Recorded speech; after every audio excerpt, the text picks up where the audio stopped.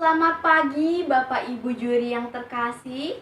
Shalom teman-teman semuanya. Hari ini saya Felicia Sewirawan akan menyampaikan firman Tuhan dengan tema Tetaplah berdoa, jangan jemu-jemu berdoa. Tertulis dalam Lukas 18 ayat 1 sampai 8. Teman-temanku, di tahun 2020 kemarin bangsa Indonesia telah mengalami pergumulan yang sangat berat, yaitu masuknya virus corona ke Indonesia. Masuknya virus corona ke Indonesia memberikan dampak yang besar bagi bangsa Indonesia. Di antaranya banyak orang-orang yang meninggal karena positif corona. Ekonomi menurun. Banyak orangnya stres, pusing karena belajar dari rumah dan bekerja dari rumah. Banyak orang yang jadi pengangguran dan banyak orang juga yang di PHK. Bahkan kawan-kawanku, di tahun 2021 kita sangat berharap besar Indonesia segera pulih. Tetapi di awal tahun 2021 Indonesia mengalami penambahan bencana, yaitu pesawat Sriwijaya jatuh, bencana alam diantaranya longsor, gempa bumi, banjir, awan panas, dan juga gunung Merapi erupsi. Dan juga hari kemarin kota kita, kota Karawang juga terkena banjir. Bapak Ibu, apakah pergumulan yang kini Bapak Ibu alami, yang sudah Bapak Ibu doakan bahkan berpuasa, tapi belum Tuhan jawab? Apakah kita harus berhenti berdoa? Apakah Tuhan tidak mendengar seruan doa kita yang kita panjatkan kepadanya? Bapak Ibu, hari ini kita mau belajar dari kisah perumpamaan seorang janda dan hakim yang jahat. Di sebuah kota berdiri sebuah gedung pengadilan yang menyeramkan. Karena di gedung pengadilan itu ada seorang hakim yang jahat. Hakim ini tidak mengenal Tuhan dan tidak menghormati siapapun. Hakim ini dikesali oleh banyak orang. Banyak orang yang meminta bantuan kepada Pak Hakim. Pak Hakim, tolong kami, Pak. Tetapi Pak Hakim malah berkata, saya ini hakim yang terkenal. Jadi bayaranku mahal. Kalau kalian gak bisa bayar, saya gak mau bantu kasusmu. Pokoknya kamu harus bayar. Itu ketika ada seorang ibu janda yang diperlakukan tidak baik oleh lawannya. Janda ini ingin meminta tolong kepada Pak Hakim untuk membela. Kira-kira apakah Pak Hakim mau membela ibu janda ini? Karena dia kan janda, udah gitu miskin lagi. Pagi-pagi sekali ibu janda mendatangi rumah Pak Hakim dan mengetuk pintunya. Pak Hakim, tolong saya Pak Hakim, bantulah saya. Pak Hakim langsung menutup pintu rumahnya dan berkata dari balik pintu, saya tidak akan membantumu. Kamu adalah janda yang miskin. Saya sibuk nih, sana pergi. Dan keesokan paginya, ketika Pak Hakim ingin pergi ke kantornya menaiki mobil, Pak Hakim terkejut. Ibu janda, ada apa ibu datang ke kantor saya? Pak Hakim, tolong saya Pak, bela saya Pak, saya tidak bersalah. Sudah saya bilang dari tadi, tidak, saya tidak akan menang. Teman-teman, ternyata ibu janda ini tidak mau menyerah loh. Ketika Pak Hakim pulang dari kantornya, Pak Hakim kaget karena ibu janda sudah menunggu di depan rumah Pak Hakim dan berkata, Pak Hakim, Pak Hakim, tolong saya Pak, belalah saya Pak. Pak Hakim berkata lagi, No, saya nggak akan membela kamu. Ketika Pak Hakim ingin makan siang, Hakim terkejut lagi.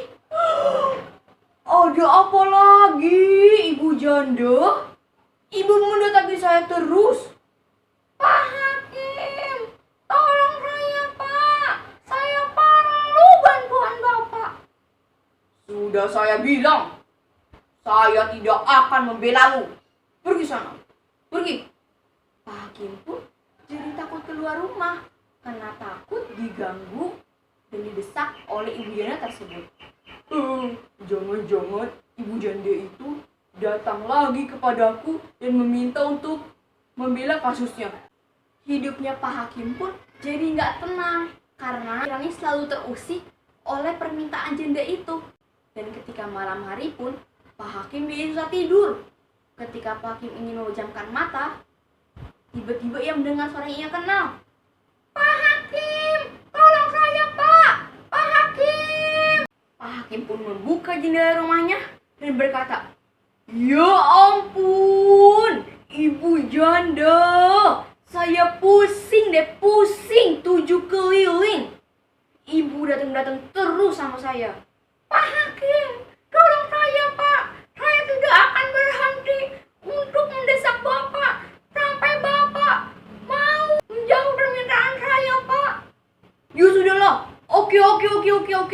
Akan saya bela kasus Ibu." "Oh, terima kasih Pak Hakim, terima kasih Pak, terima kasih ya Pak." Nah, saudara-saudaraku, sama seperti di kehidupan kita sehari-hari. Kita sudah berdoa, sudah menaikkan pujian, bahkan sudah berpuasa juga supaya Tuhan menjawab doa kita. Tetapi sampai sekarang belum Tuhan jawab.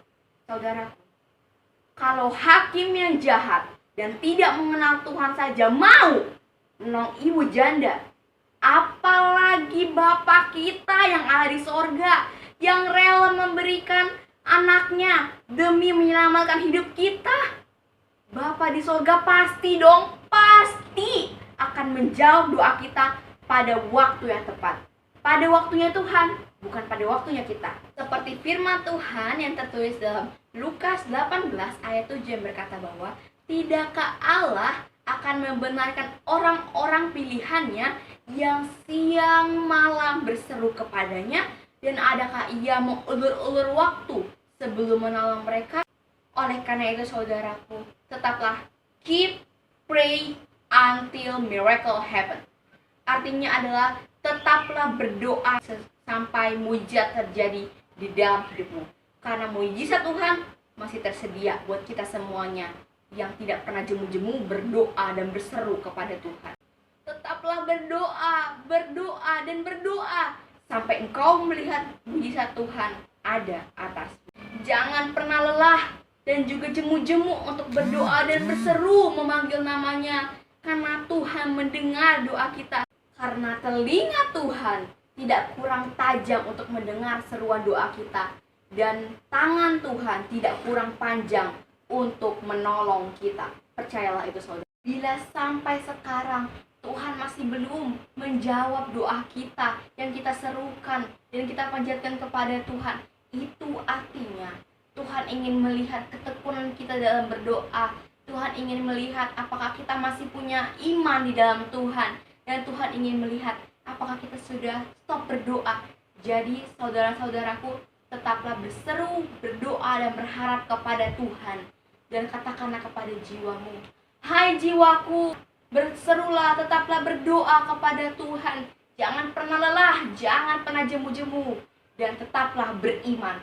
Karena Tuhan ingin melihat iman kita. Apakah kita masih punya iman?" Dan percayalah, Tuhan tidak akan menunda-nunda, tidak akan mengulur-ulur waktu untuk menolong kita. Karena Tuhan akan menolong kita tepat pada waktunya Tuhan. Karena rencana Tuhan selalu indah bagi kita. Pesan firman Tuhan hari ini yang terakhir akan saya singkat dengan kata push. Pray until something happen. Push. Pray until something happen. Artinya adalah berdoa sampai sesuatu terjadi. Jadi jangan pernah jemu-jemu berdoa dan tetaplah beriman pada Yesus. Seperti pujian mujizat setiap hari, mari kita menyanyikannya bersama-sama saudara.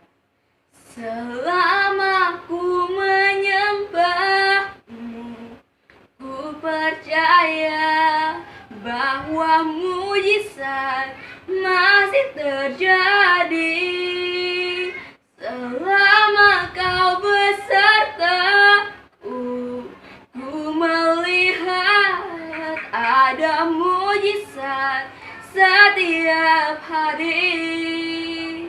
Jadi saudara, seperti pujian tadi, sama kita berdoa sama Tuhan, Tuhan pasti menyediakan mujizat bagi kita semua.